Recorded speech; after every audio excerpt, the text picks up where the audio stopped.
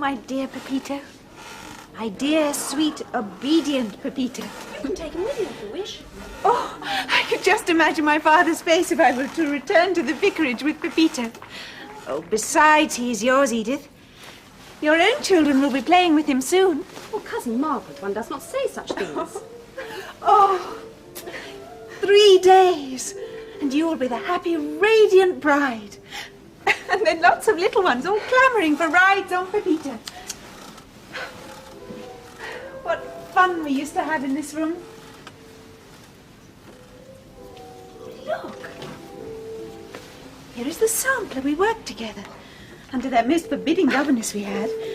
Young ladies must always have clean hands and press their lips tightly when they chew their food. She was an old dragon. Oh, yes, she was rather.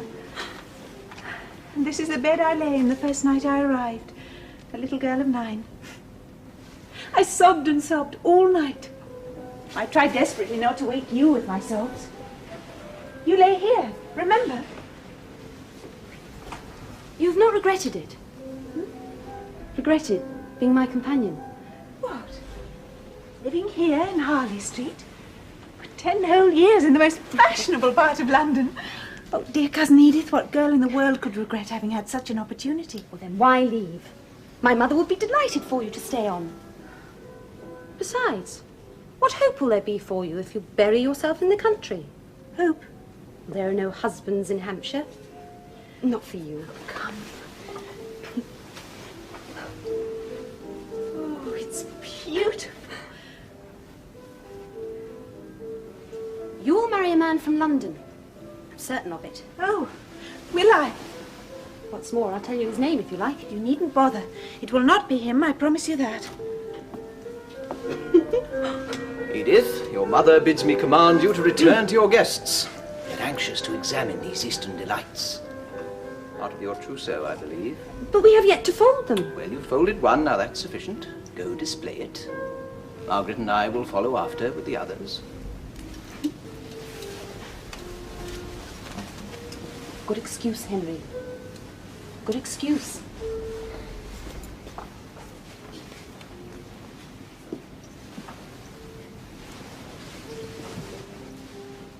You're returning to Hampshire, then? To Helston? Yes. Why? Everyone asks me why. Well? Well, is it so absurd a thing to want to live away from London for a while? You say for a while. You'll return. Perhaps one day. When?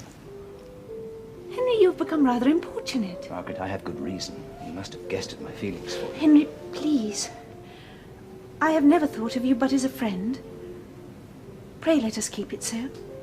Forgive me. Why, Margaret? Why? I rack my brains continually. Knowing all that London has to offer you, why should you wish to bury yourself in the country? Oh, life may be fuller and richer elsewhere. Elsewhere, Margaret, there is no place for you but London. Oh, if you could only see the village green and the church, and the country cottages and the gardens. And besides, Yes? I want to have a better acquaintance of my parents. Their humiliation must cease. What humiliation, pray? Well, it is generally noised in London that I've been Edith's companion all these years because my mother suffers from ill health. Well, is that not true? Partly true. Well, the real reason is that my aunt considered my mother had married beneath her. That is why I've been, as it were, adopted. But your father's a clergyman. Yes, but Papa's living is a very small one. My father is a man of conscience. He thinks for himself. And that is what I intend to do, Henry. Think for myself.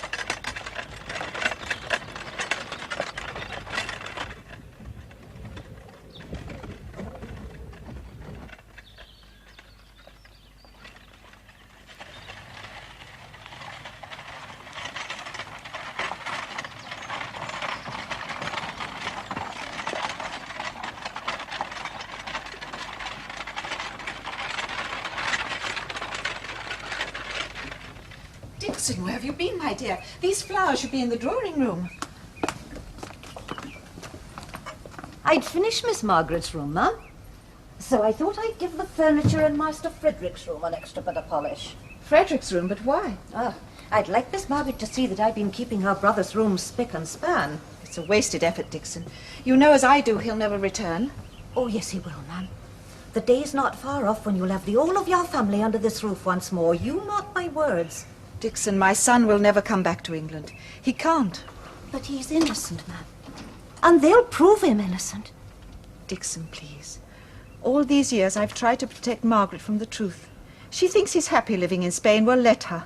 Forgive me, Ma'am, but I can't hardly believe that I think I hear them.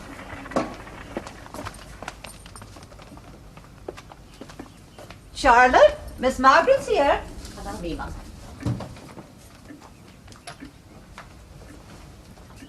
Margaret. Oh, Mama! Welcome home. Welcome home, dear. Dear Mamma. Had a good journey, have you, Miss Margaret? Yes, thank you. How are you, Dixon? All the better for seeing you back with the family, miss. As I said to the mistress Gaddon about Thank you, London's Dixon. Thank you. Come along upstairs, dear. Your room's all ready. Thank you, Mamma. Dixon, has the postman called? There's a letter on the mantelpiece, sir.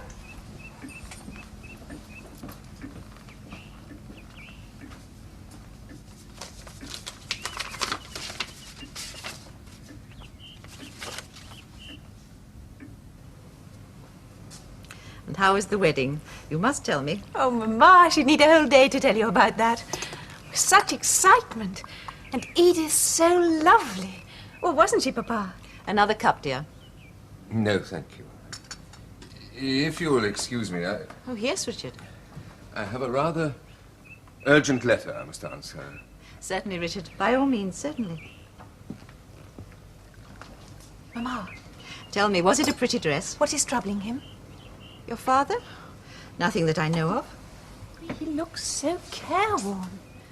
You've grown up now, Margaret. You see him as others see him. He is always like that. I married a scholar. He's only happy in his books. But he is worried, isn't he, Mamma? Well, I sometimes think your father enjoys worrying. Oh, Mamma, no. Well, it's only a small parish. He should be able to cope. Well, I shall help him. Help him. Yes, he readily commands people's help. Everyone is sorry for your father. Oh, I shall enjoy helping him, Mamma.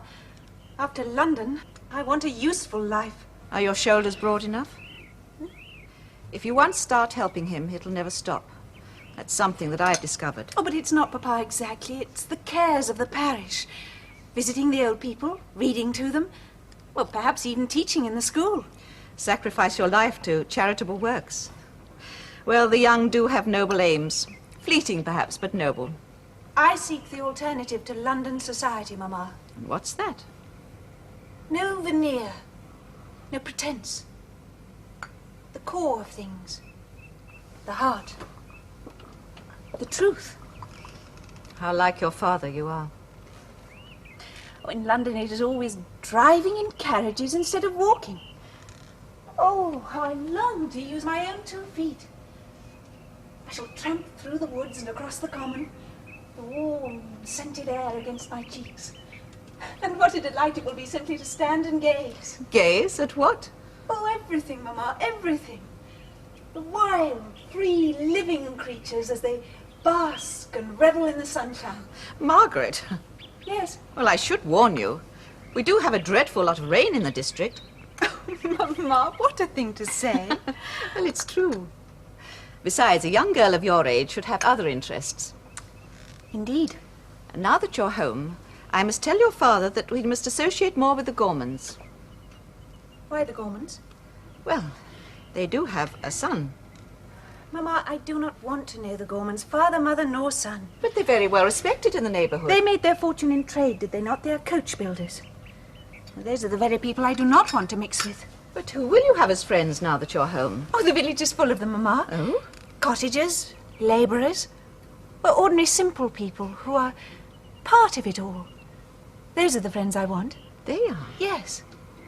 Because I want to be part of it all, too. But don't you see? That is why I'm here.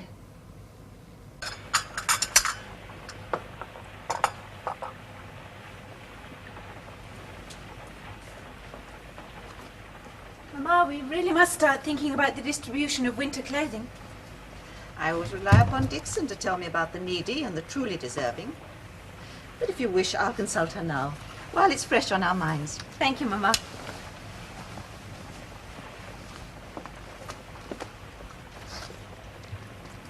Margaret, Yes, Papa? is it of immediate consequence, that tapestry that you're doing? I would like to speak to you in the study.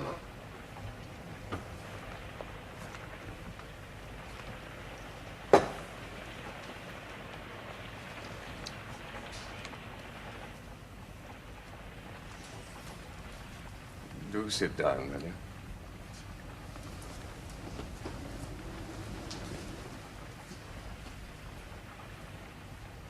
Well? My mind is made up. I'm resolved. I'm leaving the ministry. Papa. I can no longer be a minister in the Church of England. I've prayed to God for guidance, night and day, for years.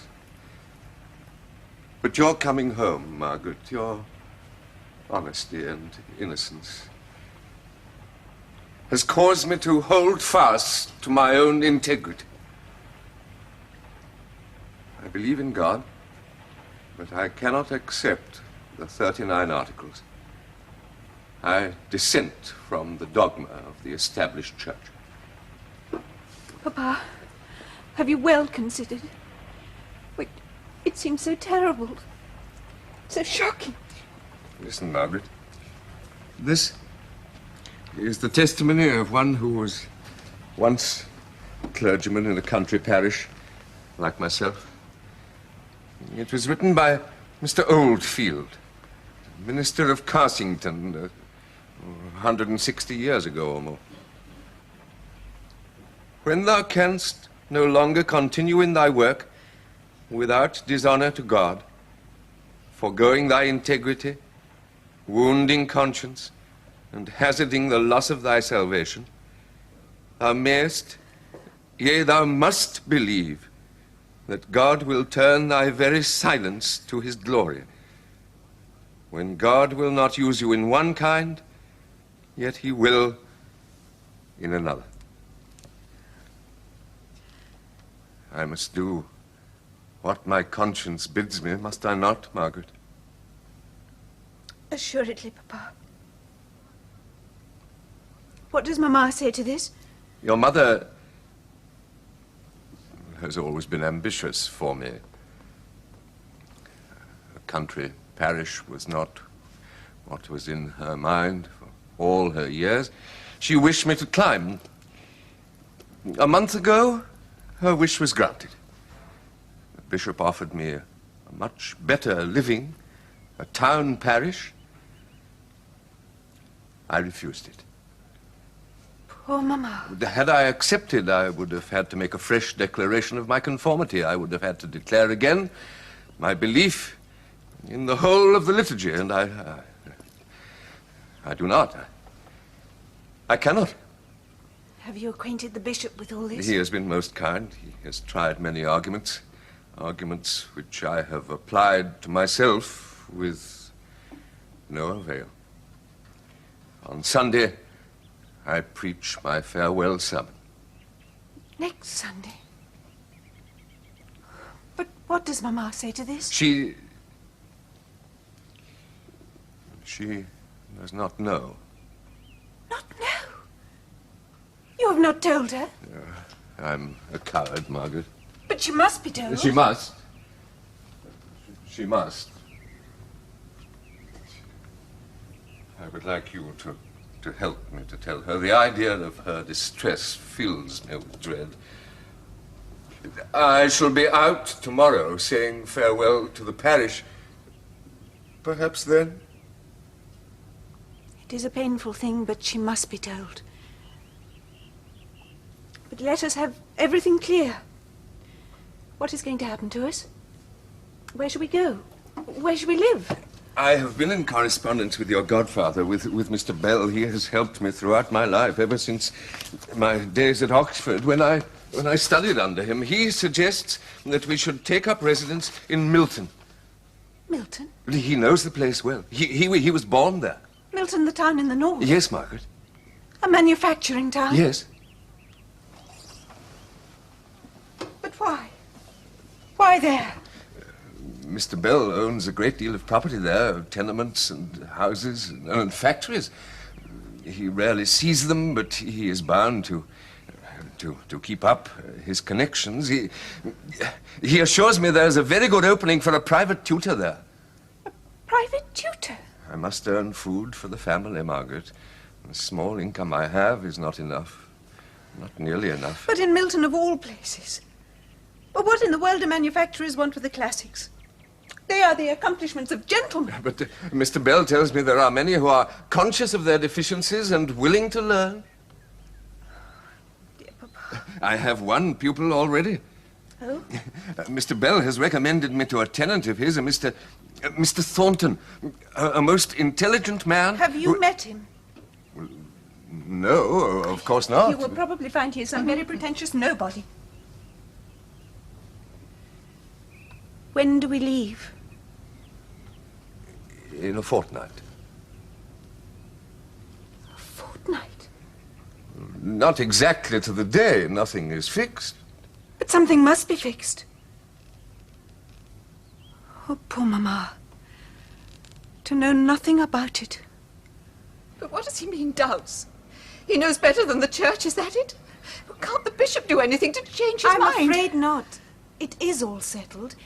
He is going to leave Helston in a fortnight. A fortnight? Oh, no, that's not right. I call that very unfeeling. Oh, how could he? It is his conscience, Mama. No, it's not his conscience, it's him. Mama! Forgive me. He is the man I married, and I love him. But how different all this is from what I expected. I had hopes of a cathedral cloister, you know. Such a gentle life as a cathedral cloister. And there's society there. You love society, don't you, Mama? I was born in it. I lived in the middle of society once. And now the very last door will be closed against me. Oh, Mama! But it's true, Margaret. If your father leaves the church, we shall not be admitted into society anywhere. A private tutor to cotton spinners. Oh, how we have come down. If only it were Oxford, teaching young gentlemen who have difficulty with their examinations. He is a dissenter, Mama. A dissenter? Yes. Well, he would do no good at Oxford. Well, now. Well. Oh, this furniture. How in the world are we going to manage the removal? I've never removed in my life, and only a fortnight to think about it. Oh, Margaret, such haste, such haste.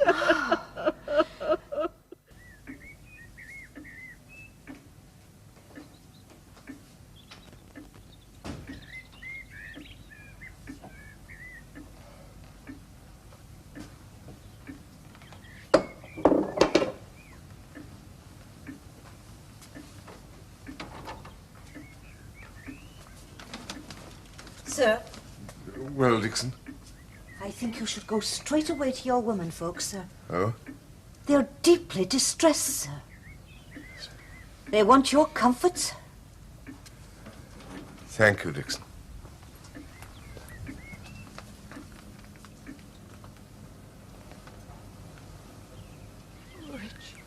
Richard, you should have told me.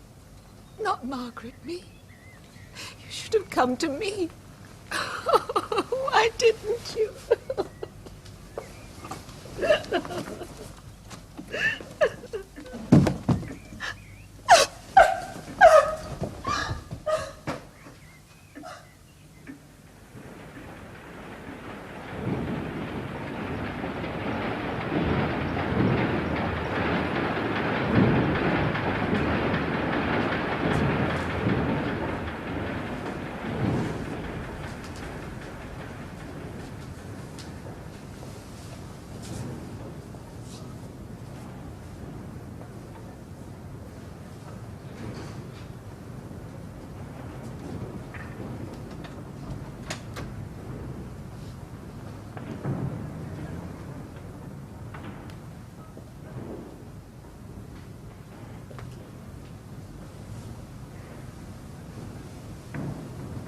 My name is Thornton.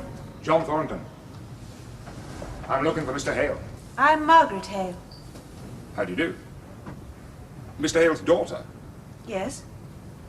Welcome to Milton. Thank you. I'm sure my father will not be a moment. He is just taking a last look at the rooms upstairs.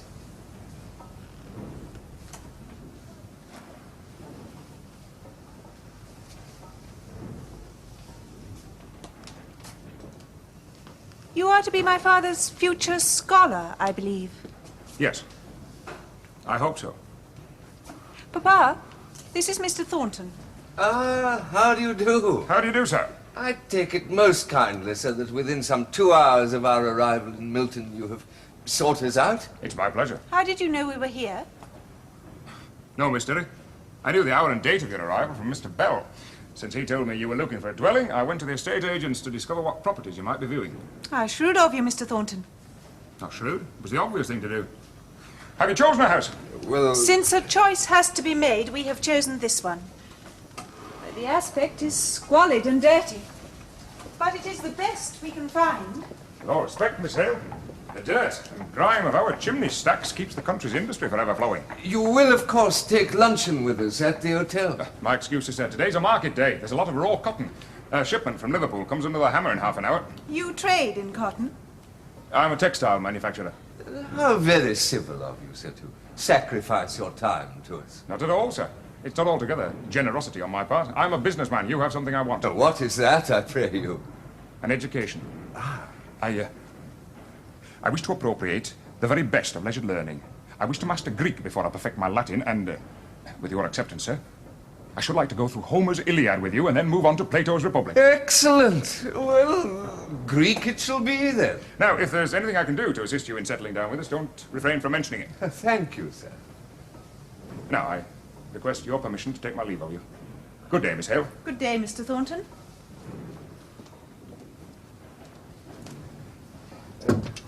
Good day, Mr. Hale. Good day, Mr. Thornton.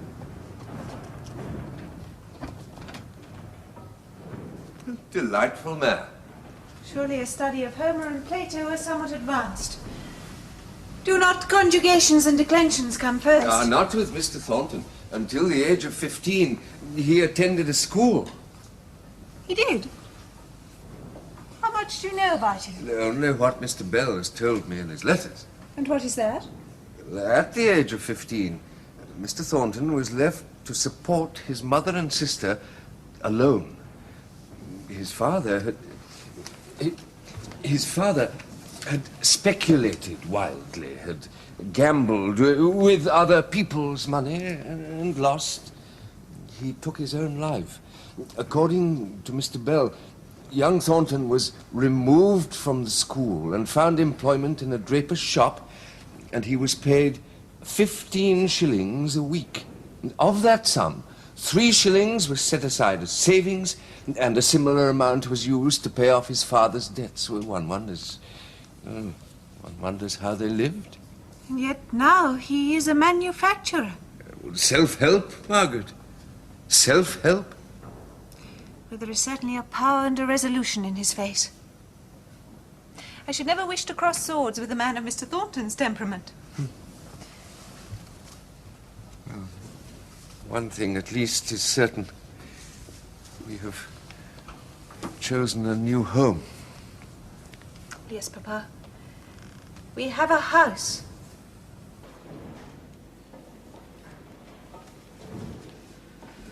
Oh, this fog. You can smell it in the house. It creeps in everywhere.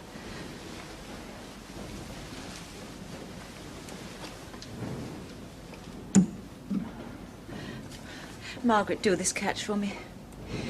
If we don't keep the windows tightly shut, we shall be choked. Richard. Richard, are we to spend the rest of our lives here? These last few weeks have been the worst part of the year, my dear. The spring will be here presently, and with the sun, the fogs will disperse. Is there ever any sun in Milton? I've seen no sign of it. In London, Mamma, the fogs are sometimes far worse. But then you had friends in London. So did I when I was a girl. gay social evenings that could shut out any fog. But here we are quite desolate. I took the liberty of lighting the lamps, ma'am.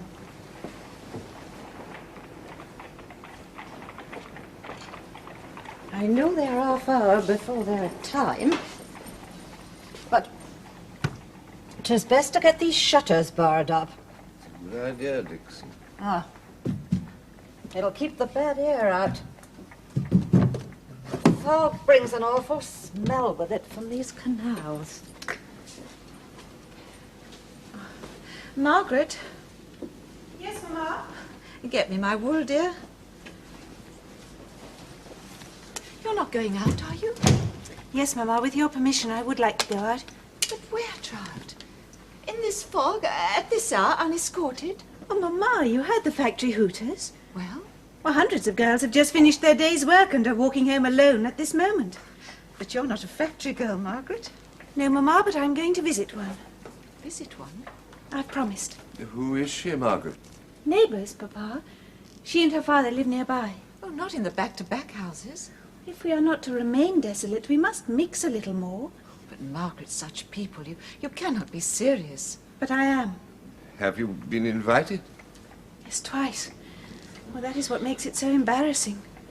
Well, I cannot pass them again in the street and let them invite me a third time. The girl is so desperately sick and ill. It's pitiful to see her. Margaret loves to do good works. But this is not Hampshire, dear. We haven't the means to comfort the poor. There's no alms box to distribute, is there, Richard? No, my dear. Mamma, this is not charity. It is a girl of my own age. She's too ill to work in the factories as she used to. She needs a friend. I need a friend, too. Here is my real opportunity of getting to know someone who lives here. But, Margaret, she lives in one of those little hovels. Their whole way of life, it's different from what you've been used to. I am a little apprehensive, Mamma. That is why I've put off going to see them, I suppose. But we must not stand aloof. Life is so much richer when you are part of it all. One thing is certain, Maria. This northern town and its ways has a great fascination for our daughter. Unfortunately, this is the very evening when Mr. Thornton is coming. Well, what difference does that make? You must realize, my dear, that after I've given him his lesson in Greek, he delights to relax amongst us for a time. Papa, I'm going to visit a girl who is desperately sick. Near death. Dear. Yes, I see. I shall be back before you finish your lesson with Mr. Thornton. Please, Papa.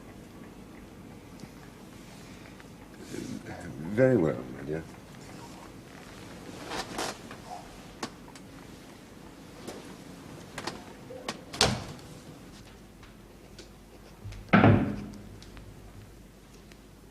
Is that you, John? Yes, Mother? What are you doing here? I thought you were going straight from work to that friend of Mr. Bell's, that Mr. Hale. Yes, so I am, Mother. I've come home to change. Change? Why should you change to visit an old parson? Mr. Hale's a gentleman. His wife and daughter are ladies. Ladies?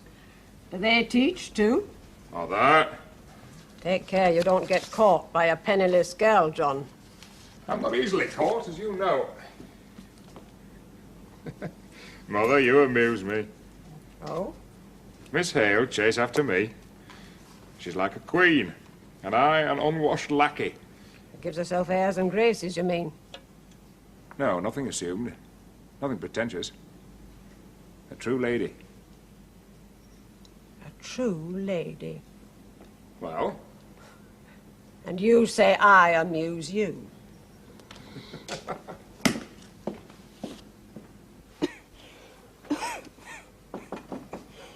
Who's that? Come in.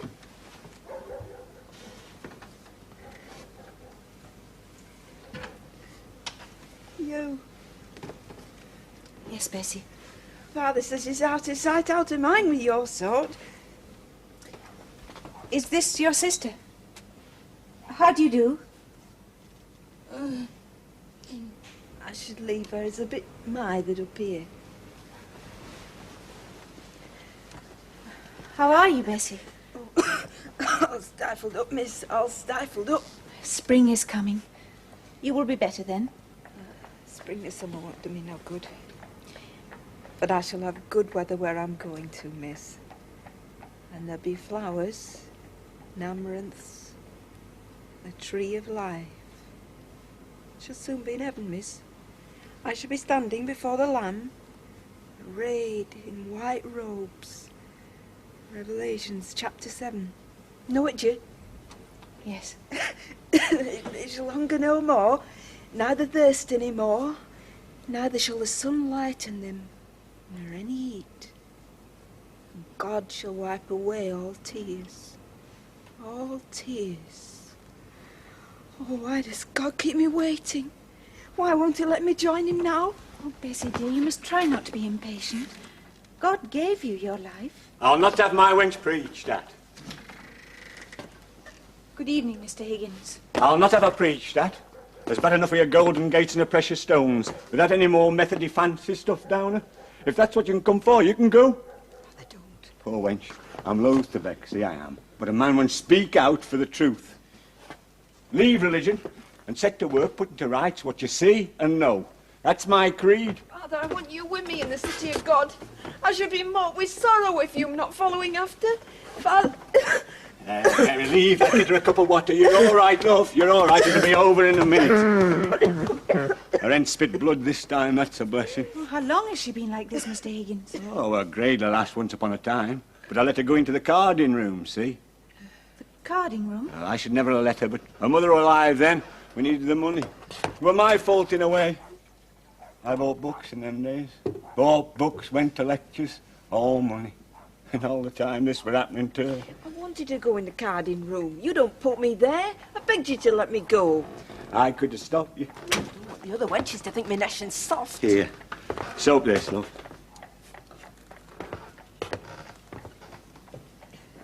Explain to me, will you please, the carding room? Oh, it's the fluff, miss. Gets in your lungs, poisons you. Fluff? Aye, fluff. Little bits that fly off the cotton when they're carding it and fill the air till it looks all fine white dust. They say it winds round the lungs, tightens them up. Some can stand it. Some just falls into waste. Coughing, spitting blood. Poisoned, you see, by the fluff.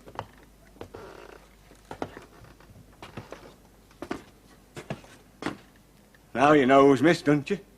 19 years age, she is. Now you knows. Ian aristuain kai hupyracon eminai alois.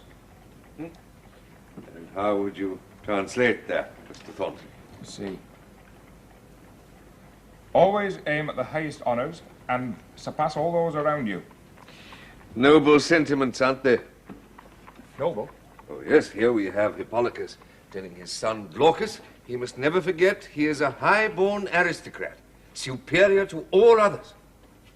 If I may say so, Mr. Hale, coming from the south with aristocratic connections yourself, you'll be bound to give the lines that interpretation. What other interpretation is there?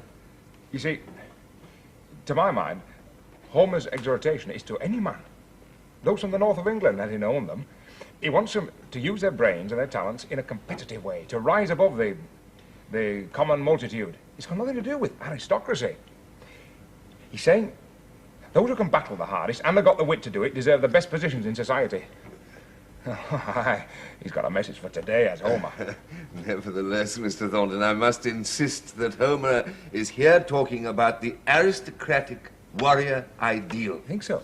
Oh, yes. Hippolacus is only one ally of the Trojans amongst many, yet he insists that his tribe must shine above all others. But you could say that of us, the northern tribe. You see, we've got something which is far superior to anything the south can provide. And what is more, we know it. And what is the something you have got, Mr. Thornton? Do beg your pardon, Miss Hale. I didn't hear you coming. Margaret, do go through, Mr. Thornton, and we shall have some tea after our Herculean labours. No labour. Sit down, won't you? Thank you. And what have you got, Mr. Thornton, that is so superior to the south? In short, hard work and true determination. The will to win. Only some of you, Mr. Thornton. Only people like you. Margaret. Have you a carding room, Mr. Thornton, and do the girls die from the fluff? Carding room? I don't follow, Margaret. No doubt Mr. Thornton will explain. You've been talking to some of the workers. Yes. Then let me tell you this, Miss Hale. I'm willing to install a wheel in my mill. A great wheel that'll make a draft carry away the dust. It'll cost £600, but I'm willing to install it. Then why don't you? Because the hands say they prefer to work without ventilation. They say if they stop swallowing the fluff, they get hungry. Even the gods are powerless, Mr. Hale, when it comes to such ignorance. And who keeps them ignorant, Mr. Thornton? You who study Homer? Who keeps them ignorant? Miss Hale, it's one of the great beauties of our system that a working man can better himself. He can even become a master if he applies himself. Now, I've risen. They haven't. I've become a master. And, as such, I employ despotism. I hope a wise one. But a despotism, nevertheless, in a heroical sense, I mean. Indeed. I make order out of chaos. That's what a master does. And I think my order is infinitely superior to their chaos. You put your own interest first, of course. Certainly I do, Miss Hale. My interest must always come first. It's got to, because upon my survival depends theirs.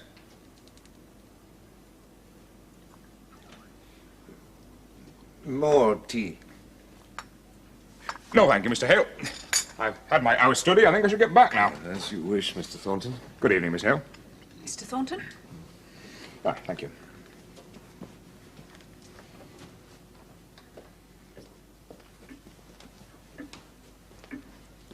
Don't bother to show me out. Good night, Mr. Hale.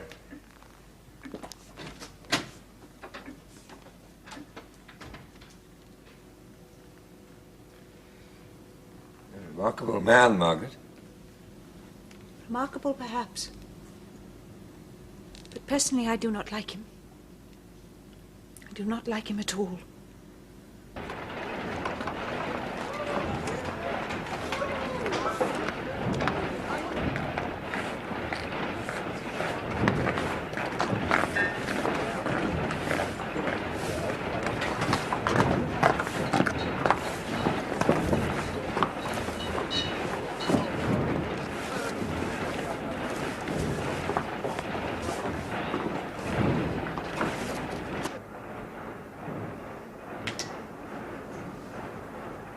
John, I want a word with you.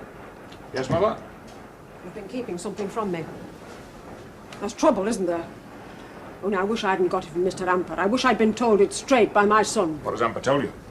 They're downing tools at his works unless he gives them another 5%. Yes. Fool, Amper. He's let the union get hold of his factory. What's happening here? If there's a strike, it'll be general. Oh, here as well? Aye. So you've let union men creep into your mill then, have you?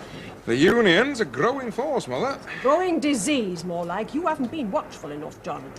I can't know the ins and outs of every man I employ. Well, you should. It's the only way to keep them in their place. Still, the cat's away, the mice will play, isn't that so? Oh, what do you mean by that? Well, I'm your mother. And I've a right to say it. You've been frittering away your time. Oh, you think so, do you? I do.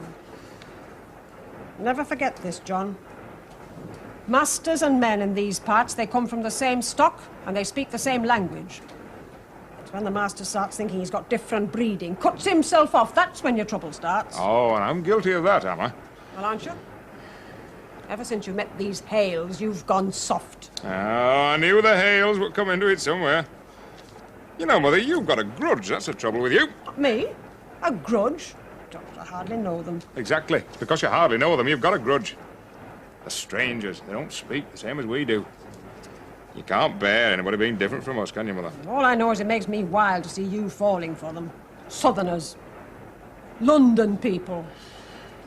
Cut glass, with nothing in the bottles. Pig's fry and fancy curtains, that's what they are. Mother, you're prejudiced for no reason. I've got reason enough, don't you worry.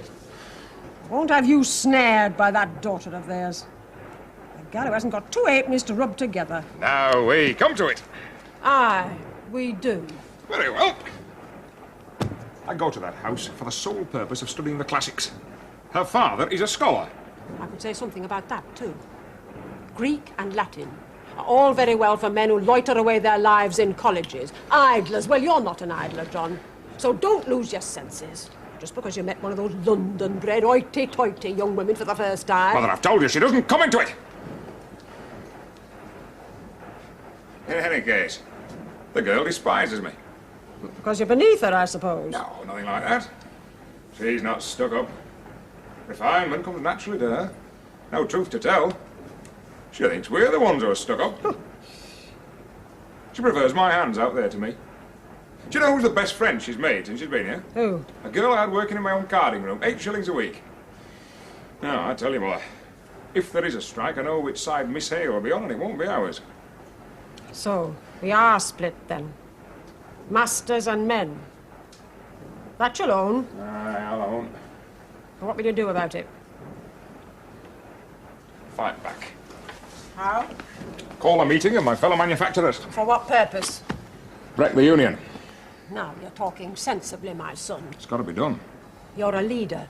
All eyes look to you, so lead them. Aye. Oh, miss. You've been out picking them for me, special. Oh, I enjoyed searching for them. What they called? Name them for me like yours does. Those are the daisies, as you know. And the primroses. Oh, but what's this? That's wild violet. How comes it you know so much of the country, miss? I thought as how you come from London. That's all houses. Oh, I lived in London for some years, but my home is in Hampshire. Is that the country? Hampshire? Yes, Bessie. Tell me about it. 'Cause a lot of countryside and trees and such like round the city of God, you know. Is there? Oh, aye. Bible don't tell her no chimney stacks and no steam pumps. It's all crystal streams, nigh mountains, and milk, and honey, and waters alive. Tell me about the country, miss. Hold me right.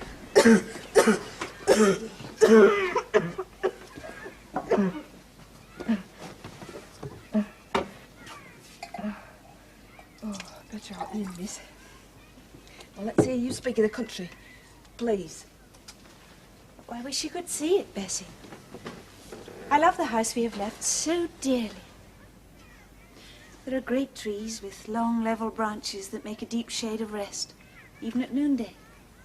The grass is as soft and fine as velvet. Nearby, there's a little stream.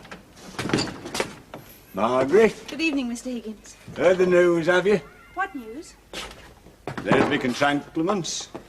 I beg your pardon? Me tools, wench, me tools. We out. Oh, they're not on strike. Aye, Bess, and this time we ain't going to dang the masters. We laid our plans desperate deep, I tell you. No, Dad, no, please. Yeah, we don't want no blarting. No, you mustn't. Who says? It was a strike when Mum died. You know how it was. We starved. We clemmed and clemmed.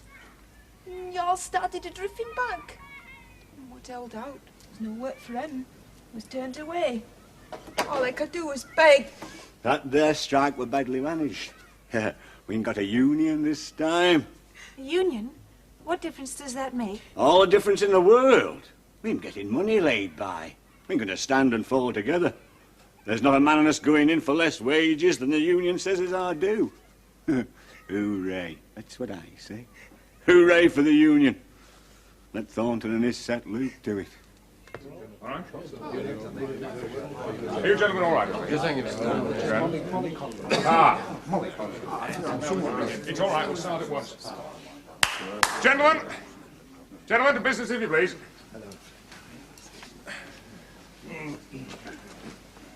Now, gentlemen, as you'll recall, at the time of the last strike, some 2 years ago, we, the principal manufacturers of Milton, agreed that if we should ever be faced again with a similar situation, we should take concerted action to punish the lawless and to protect the interests of our various businesses.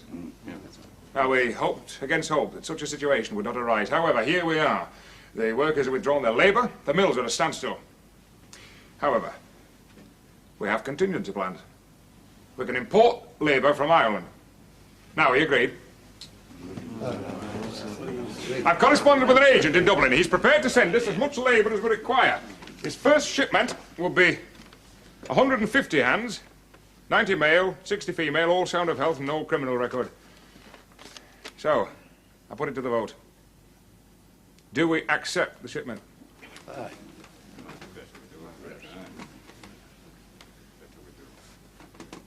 Motion carried. Business concluded, gentlemen. Now, then, let me give you a fill-up of that, can I?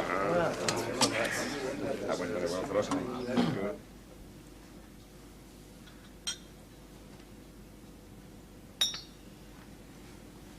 The news is dreadful, Margaret. I know. My pupil, Mr. Thornton, tells me that he is importing Irish labour into the town.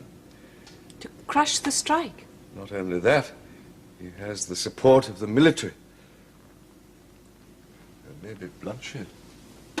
How well Mr. Thornton lays his plans. Oh, may God forgive me that I ever brought you to this place. I have no regrets, Papa. I'm glad I'm here. By God's guidance, I'm confronting real life. You mustn't get involved, Margaret.